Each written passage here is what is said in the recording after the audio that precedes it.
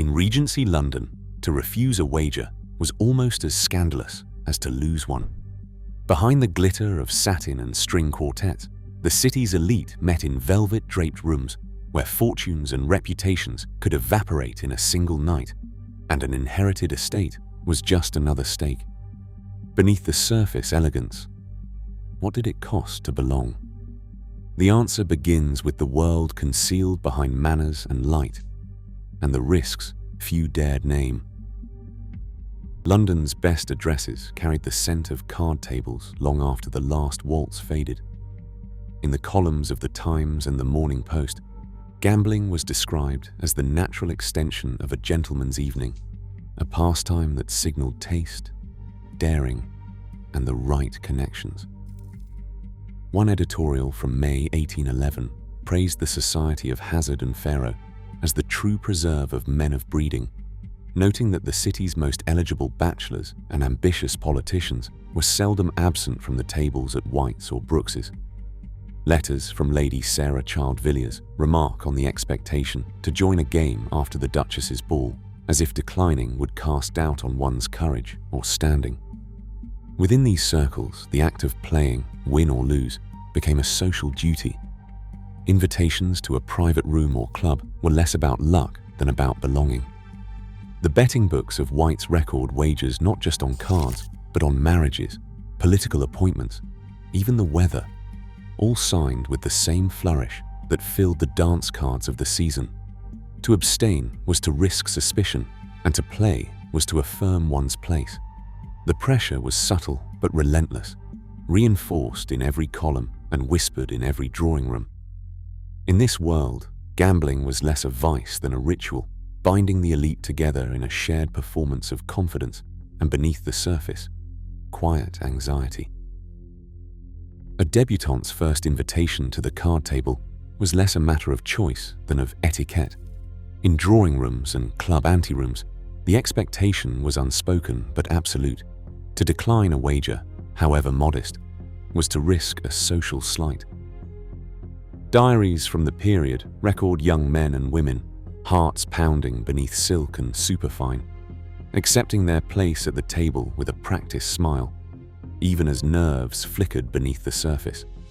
A single refusal might be read as arrogance or, worse, cowardice, a stain that lingered longer than the memory of any lost hand. Peers and elders reinforced these rules with gentle mockery or pointed silence. A guest who hesitated too long over a steak could find themselves excluded from the next supper, or left off a coveted invitation list. The pressure came not from overt demands, but from the knowledge that reputation was built on participation. Every wager, no matter how trivial, became a declaration of poise and belonging. Yet beneath the laughter and casual banter, anxiety pooled in the corners of these rooms. The possibility of loss, of money, of standing, of future prospects hung in the air, unacknowledged but ever present.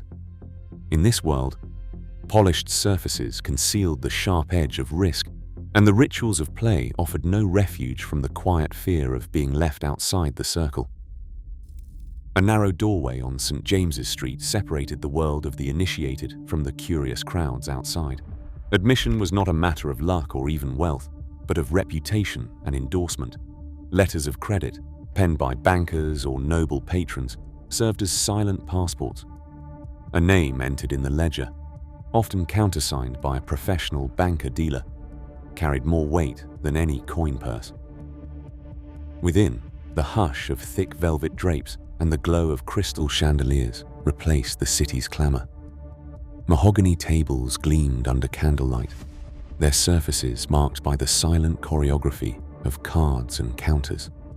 The air was heavy with tobacco and the faint scent of spilled brandy. Every detail signaled both privilege and exposure. The banker-dealer presided at the table, not simply as a dealer, but as a gatekeeper of credit and consequence. His signature in the club's book could open doors or close them forever. Here, the trappings of elegance masked a system where access itself became a wager, and where the line between belonging and exclusion was measured in gold, reputation, and trust. Faro dominated the late hours, its appeal rooted in relentless speed. Each hand moved quickly, 12 or more in a single hour, leaving little space for hesitation or second thought. Players placed bets on the turn of a card, watching fortunes shift as the banker dealt from the shoe, with practiced indifference. The game's simplicity disguised its danger. With every round, gold coins and counters slid across the felt, and the tally in the betting book climbed. Hazard, by contrast, thrived on volatility. Dice rattled in a leather cup, stakes swelling with each roll as odds changed in an instant. A single cast could wipe out a month's allowance or double a man's standing among his peers. Whist, though slower, carried its own gravity. Here, the stakes were measured not just in guineas but in reputation, with side bets and subtle alliances shaping the outcome long after the cards were gathered. The tempo of these games, restless, urgent, and unyielding, drew players deeper, making the promise of credit ever more tempting as losses mounted and the night pressed on. Brass counters and gold coins glinted beneath the chandeliers, but it was paper that truly bound the players to their fate. When the coins ran dry, a quill and a scrap of vellum turned a night's wager into a debt enforceable by law. Promissory notes, often signed in haste at the table, promised repayment within 30 days, an interval that seemed generous in the candlelight but pressed hard when dawn revealed the numbers. Banker-dealers, acting as both witnesses and creditors, entered these obligations into ledgers alongside the tally of coins and counters. Credit was not merely a courtesy. It was a calculated risk, extended on the strength of a name or the shadow of an inheritance yet to be received. One anonymized story, drawn from the ledgers and probate records, tells of a young heir whose entire dowry, £1,200, was lost in a single hand of Faro. The note he signed, pledging the sum within the month, would later appear in probate as a deduction against his estate.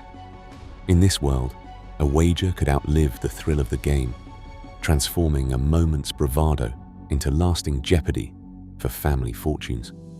The felt table was only the beginning. The true reckoning unfolded in courtrooms, in family councils, and in the silent transfer of land and legacy. The velvet hush of the gaming rooms was no shield against the reckoning that followed. In the registers of the Fleet and King's Bench prisons, the names of gentlemen and heirs appear with chilling regularity.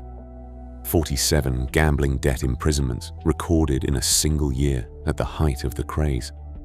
Each entry tells of a night's bravado giving way to months behind iron bars, fortunes evaporating as easily as candle wax. Letters from mothers and sisters, preserved in private collections, plead for settlements, urging sons to accept family funds rather than risk public disgrace. One composite figure, a political patron, known in Parliament for his wit and in St. James's for his credit, found himself at the centre of scandal after a heated game of hazard. Accused of switching cards, he answered with a challenge, and the duel that followed left his reputation scarred even as the wound itself healed. The threat of violence, the shadow of prison, and the desperate interventions of families all reveal the cost of play when the stakes moved beyond gold to honour, liberty, and the fragile web of trust that held Regency society together. Even as young heirs and political patrons faced ruin in the shadow of the gaming table, certain establishments seemed untouched by scandal or law. Crockford's, licensed in 1809 and soon notorious for its opulence, operated under a different set of expectations. Unlike the feverish backroom hells, Crockford's enforced a strict no-credit policy. Every stake was settled in gold before the cards were dealt. Its ledgers, preserved and studied by later generations, show no promissory notes or IOUs. Each transaction was concluded before the night's end. This discipline, combined with the club's formidable patron list, insulated it from the raids that swept through lesser houses.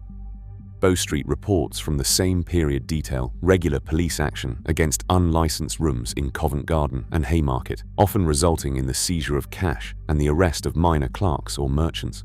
Yet Crockford's doors remained open, its tables undisturbed. In the parliamentary debates of 1816, recorded in Hansard, Volume 7, members of Parliament defended the club's right to exist as a private preserve of gentlemen, arguing that its respectability and financial rigor protected society from the contagion of vice. In practice, this shield meant that the consequences of gambling fell hardest on those without the right connections or the benefit of institutional privilege.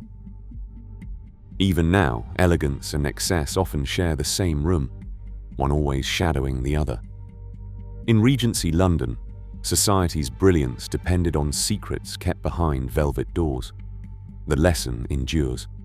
Beneath every polished surface, risk and ruin wait quietly for their turn. What masks do we wear today?